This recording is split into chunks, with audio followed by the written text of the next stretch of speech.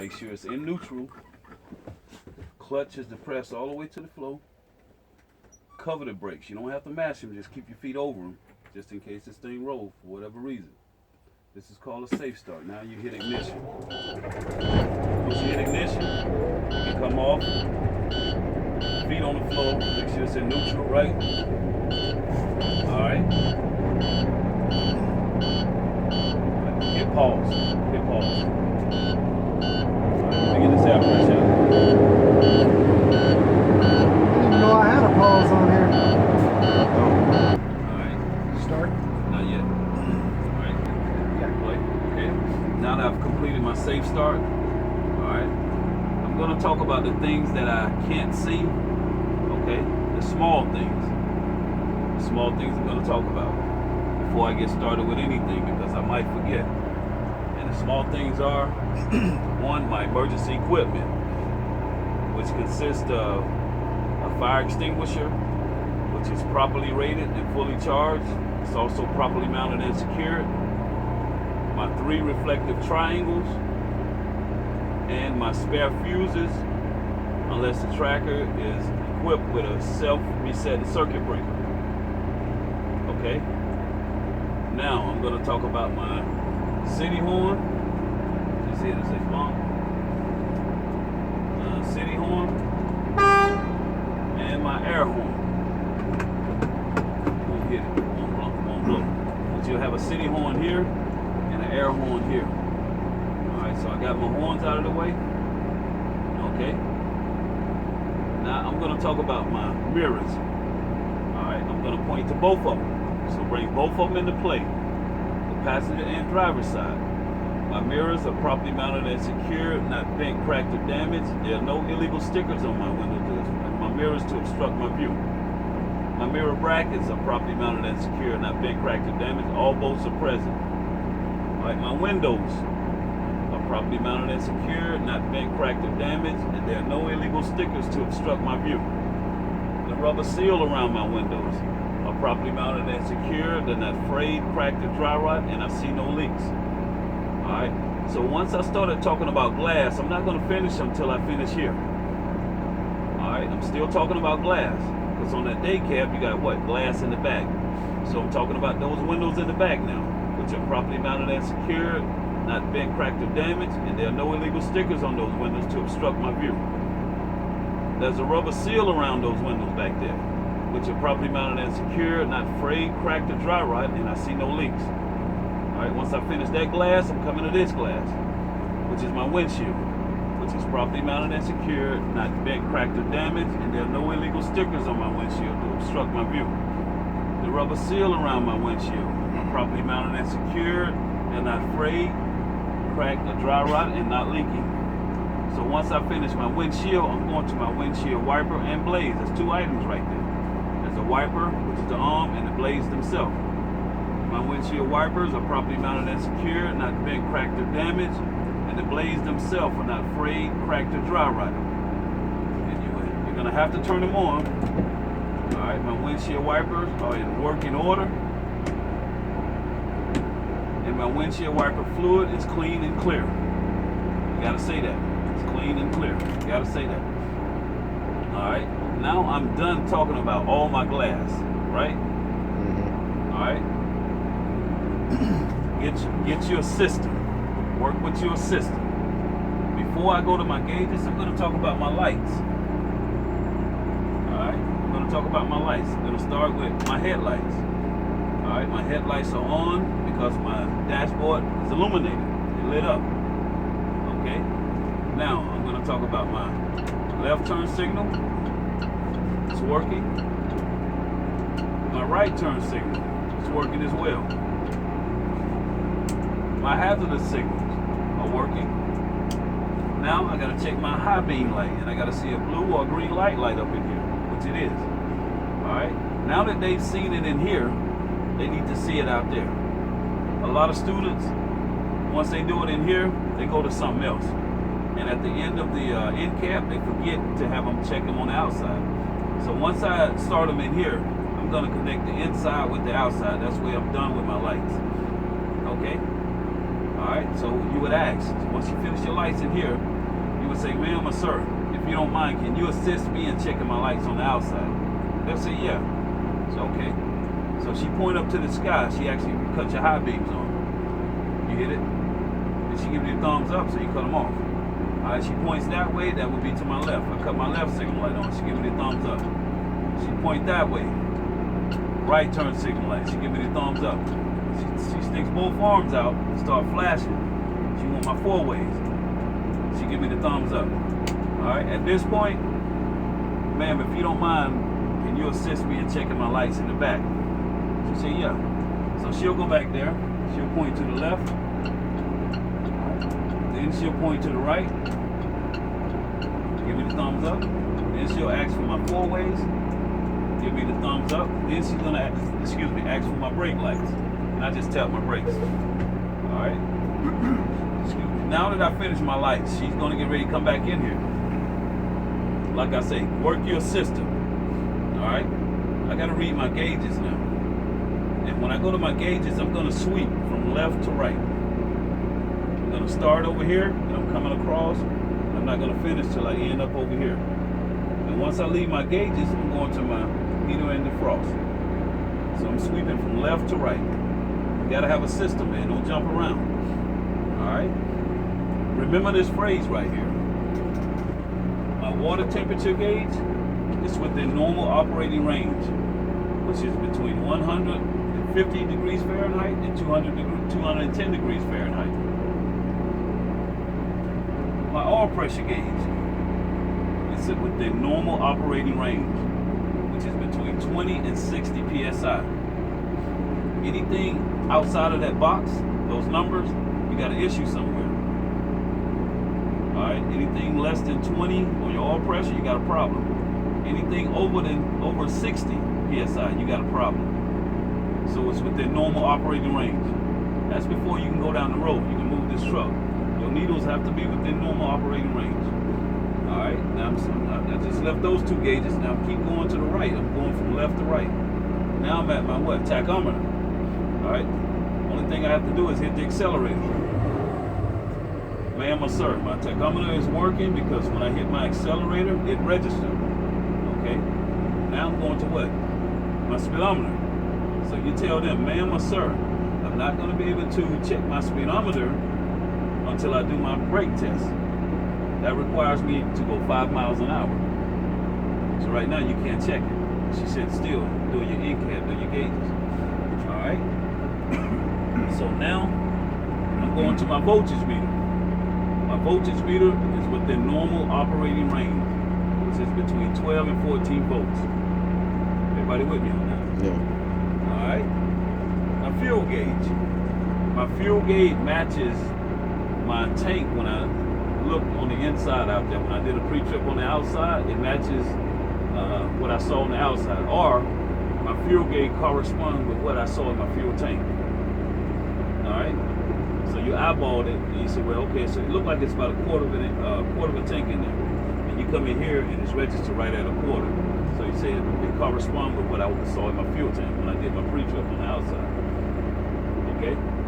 Now you go to your air pressure gauges.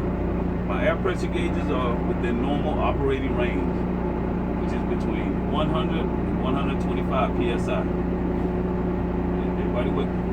Okay? Now I've already swept that, but don't forget about your speedometer.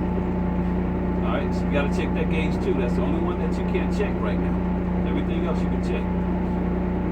Alright, so now I go to my heater and defrost. Right now I cut it on defrost, and you're gonna have to literally do this. Cut it on, stick your hand up there. Ma'am or sir, my defrost is working because I feel air coming through my vents. Okay, and you cut it to heat. Cut it to heat, and you reach down there.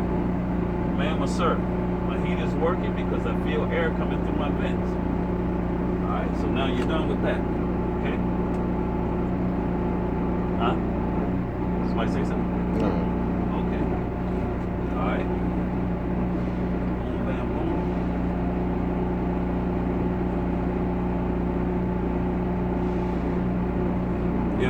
If I were you guys, I would chalk my wheels before I even start my pre-trip. because when you get ready to do your air leakage rate test, your wheels have to be chalked because you're going to release both of those valves right there. Alright, so I would chalk my wheels before I even start my pre-trip. Because let's just say, for instance, you didn't, or I didn't chalk my wheels. I got to get out and chalk now. I got to get out and chalk my wheels. I got to get out and chalk my wheels. Anytime you exit the vehicle, make sure you put that key in your pocket when you leave. Take my seatbelt off. Okay, that's the first thing I should have talked about. Yeah. Seatbelt. That's the very first thing. All right, I'll get to that once I go chalk. All right, say I went out and chalk. Okay, so I get back in the truck, put my seatbelt back on. All right, put my seatbelt back on. This is what you do when you first get in the truck. Okay.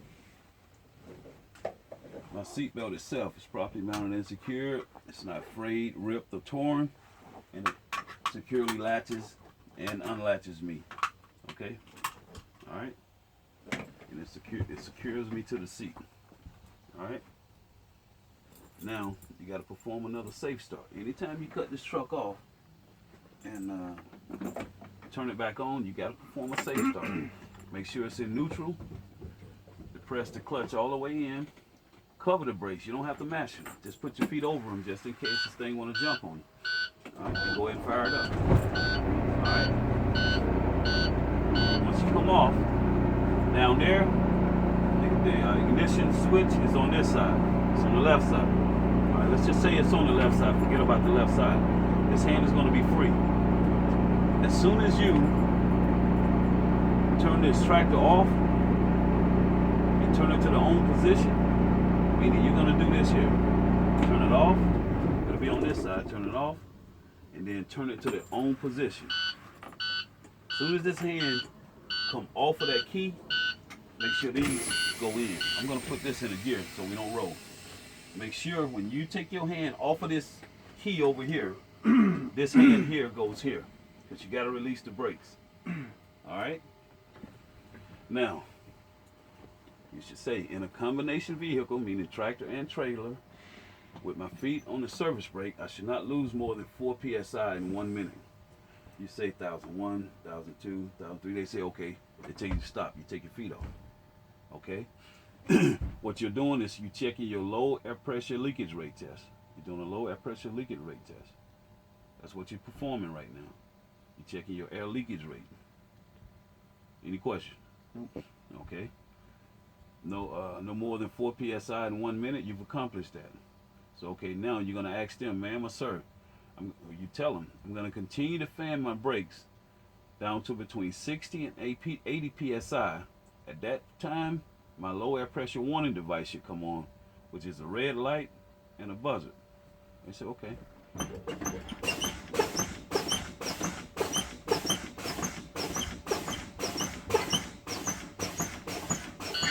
Okay. Once you hear that, go ahead and stop.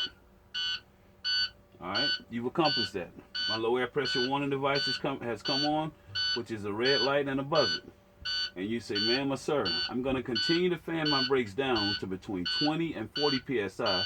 Both my emergency valve and my service brake valve should pop out. Say, okay.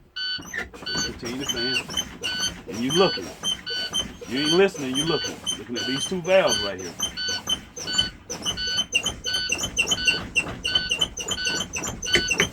Saw that? Nope. Pop, pop. Okay. Do not reach and grab these. If one jumps out and this one comes out, this one's still in, keep fanning. Keep fanning. I'm talking about if it's fanned down to 0 and it still don't pop out. Keep fanning. Keep fanning. Because if it's down to 0, there's no air in the tank, there's no pressure. This thing gonna ease out. It's not gonna pop like that one popped. It's gonna ease out. Okay? Now you did a low air pressure leakage rate test. Now you finna do your air buildup rate test. You finna do your air buildup rate test. Okay? At this time, put it in neutral. I mean, I put it back in neutral so, because these here popped out, so we wouldn't roll. So what you're gonna do is you're gonna fire the engine up again. You gotta do a safe start. You gotta perform another safe start. Anytime you cut off and cut it back on, perform a safe start. Depress the clutch. Make sure it's in neutral so it don't move, jump on you. And just cover the brakes. You don't have to mash them. Just put your feet right over them. But it's okay if we do hit the brakes? Huh? It's okay if we do push don't hit them. Just pitch. My feet is covering them. Okay. All right? You just cover them just in case you need to press them for whatever reason. All right? Once you fire it up, ease off the clutch, come off, with both feet on the floor. All right? You got to ask the examiner, can you assist in building your air pressure up? All right? Because right now, at idle speed, it'll take us all day. So you got to assist. So you'll ask, ma'am or sir, may I assist in building my air pressure up? And they'll say, yeah. All right? There's two ways that they do it down there. Okay? There's one gentleman down there.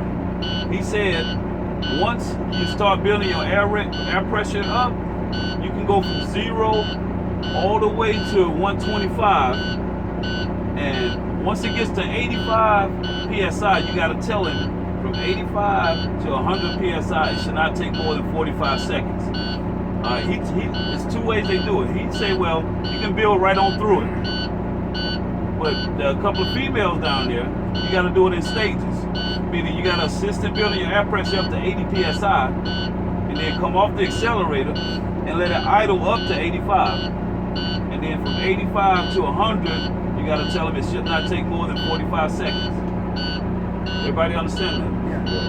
All right. So I'm going to assist.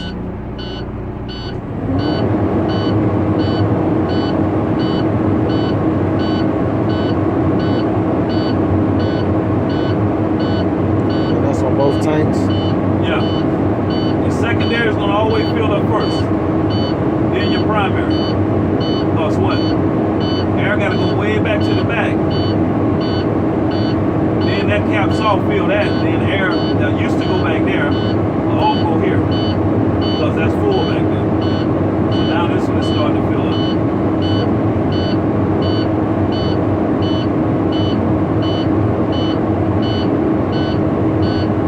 Always do it on your primary. Do it on your secondary.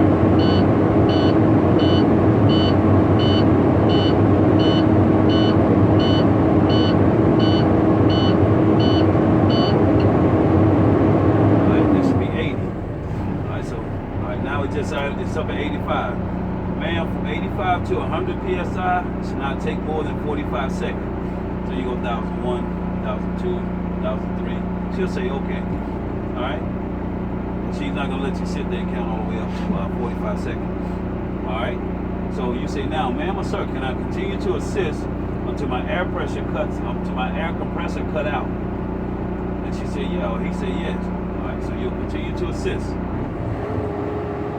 And you're going to assist until you hear that compressor cut out. You hear that sound. Meaning all your tanks are full. You're fully charged now.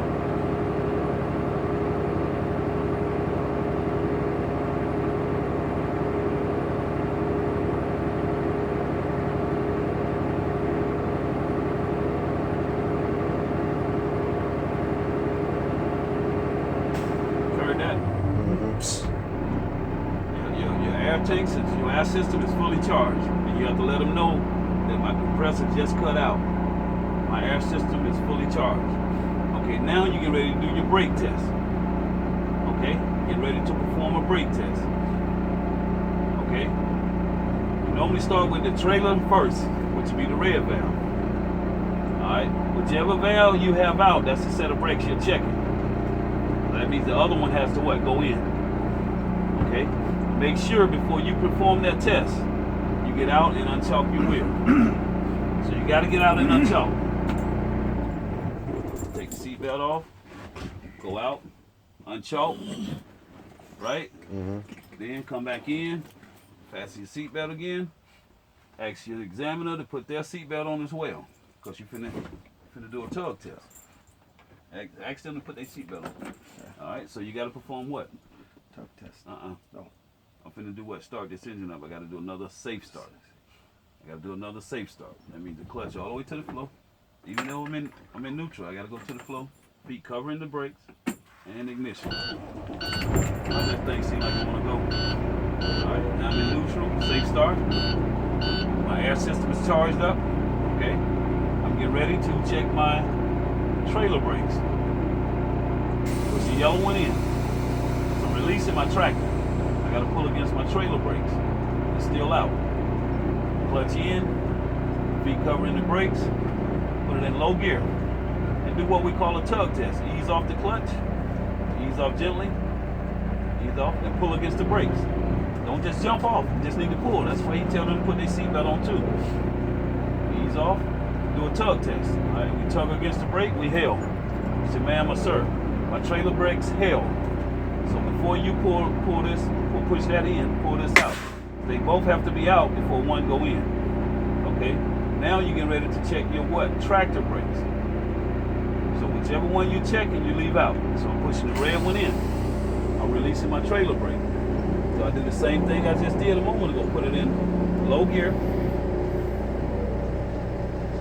Gently tug against the tractor brakes. And ma'am or sir, my tractor brakes held. It didn't move. So I pull it out, right? I got both of them out. Now I'm getting ready to check two things now. Well, actually three. I'm getting ready to check my speedometer, because that's the only gauge I could check. And I told them I'll check it when I do my brake test, which is what I'm doing right now. I'm getting ready to check my service brakes. 2. All right. 3. I want to make sure when I check my service brake that my tractor do not pull to the right or to the left. It should come to a smooth stop. If it pull to the right or to the left, I have either a slack adjuster problem or a brake lining issue. Okay? Alright, so I put it in low gear, feet on the brakes, on my service brakes, push both valves in, and I ride forward 5 miles an hour. Alright, come to a clutch in, brakes, bam or sir. I increased my speed to 5 miles an hour. My gauge worked, indicated 5 miles an hour. My tractor didn't pull to the left or to the right. It came to a smooth stop. And you say that I'm done. I'm done. Okay? They're going to sit there and they're going to say, are you sure? Are you sure you're done? And don't take it as if they're saying that you missed something, but take it as if they're saying maybe you missed something. All right?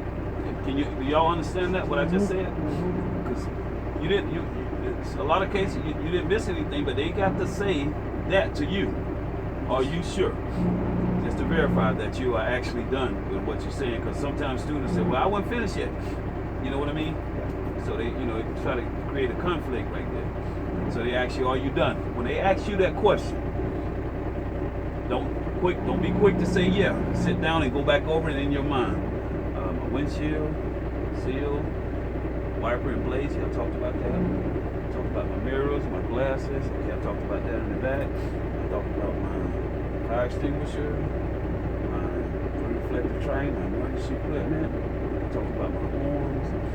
I did my lights. I talked about my gauges. I talked about my heater and defrost. Sit there and think for a minute. Think, go in your head. And you say, yeah, I'm done. And you're actually done. Yeah.